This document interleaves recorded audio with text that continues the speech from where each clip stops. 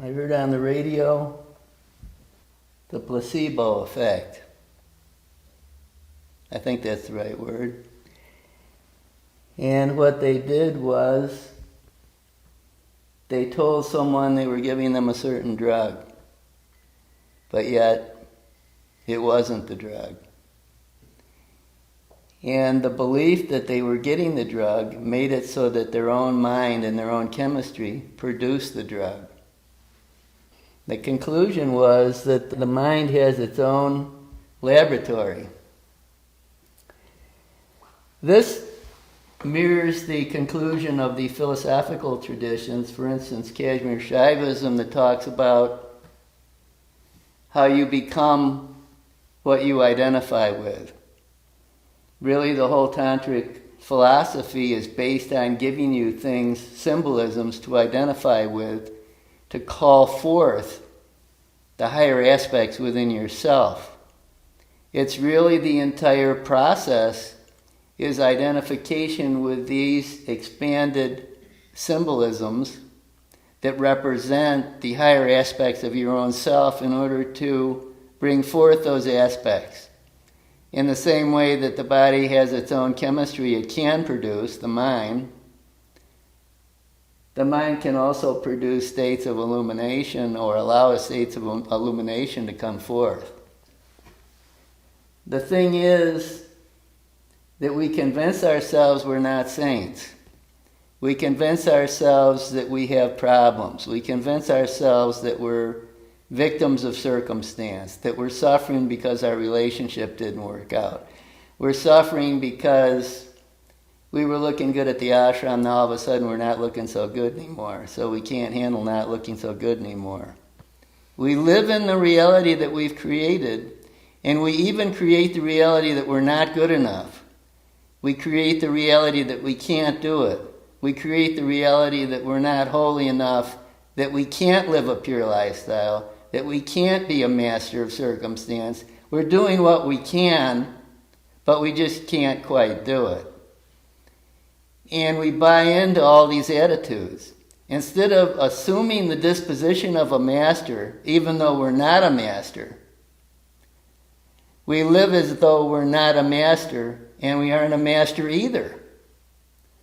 If we assume the disposition of a master, then we look at the things going on from the perspective of self-mastery. You take the disposition of self-mastery, even though you're in pain. You don't buy into the disposition of a victim. You don't buy into the disposition, well, it's nice these guys could do it. It's nice Ramakrishna did this. It's nice these other people do it. I think I'll read about it, but it's not relevant to me.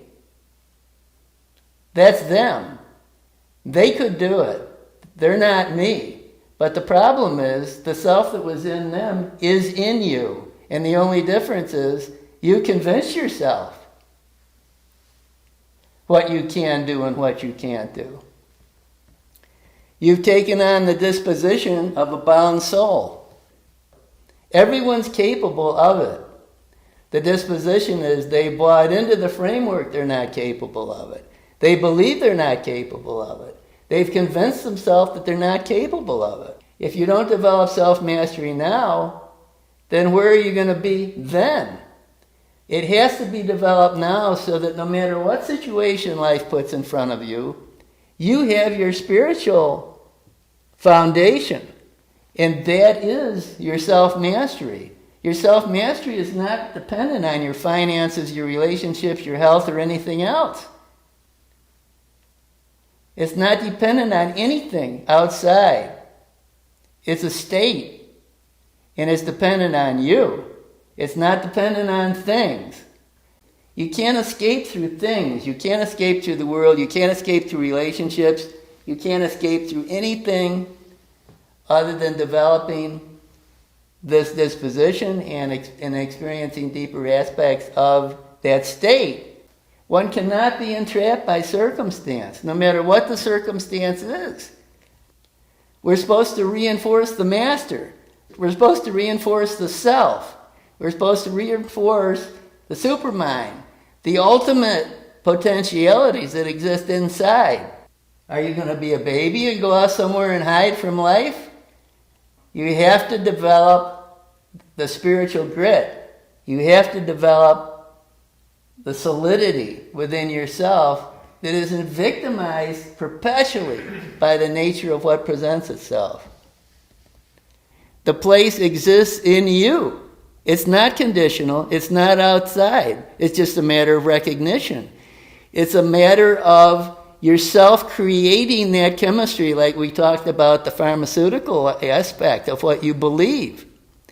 You actually don't believe yourself to be capable. You don't believe yourself to be an advanced yogi because you see yourself being conditioned by circumstance. You see yourself going through things and you think advanced yogis don't, so all of a sudden you must not be an advanced yogi. The problem is, that is the problem. The problem is you're looking at it the wrong way. The self in you is no different than the self in any of these saints. It's really sad to see people suffer. It's sad to see people be so victimized by situations. The world as you see it makes it so that you become a victim of the world. You're a victim of your job, you're a victim of everything. You're a victim of everything. A victim of sex, a victim of desire, or a victim of dissatisfaction, a victim of emotions. You can be a master with a diseased body. You can be a master with emotions that come up. Or you can be a victim with emotions that come up. Otherwise, you're going to be ground up. Life is going to grind you up. You're going to get old, you're going to get sick, and you're going to die. Period. You can get it together now, or not get it together. Get old, get sick, and die. And come back and try it again. If you take the disposition, and you do the sadhana, and you have the focus, and you do selfless activities, and give something of yourself, there's no horizon that can't be crossed. It's in one's own mind. They can create their circumstance. And the world hasn't come into the disposition of self-mastery. But we can't say that what's happening in the world is good or bad. It's what's happening, but what else would be happening? It's also part of an evolution. It's part of an evolution of understanding. It's an evolution that takes time, and it takes suffering, and it takes destruction, which is all part of that course of evolution, human evolution. The whole planet, the whole race is evolved or moved into that divine disposition. And we're only in this reality for a short period of time. This is the field that we have to operate in. We can't change the world, but we can change ourselves.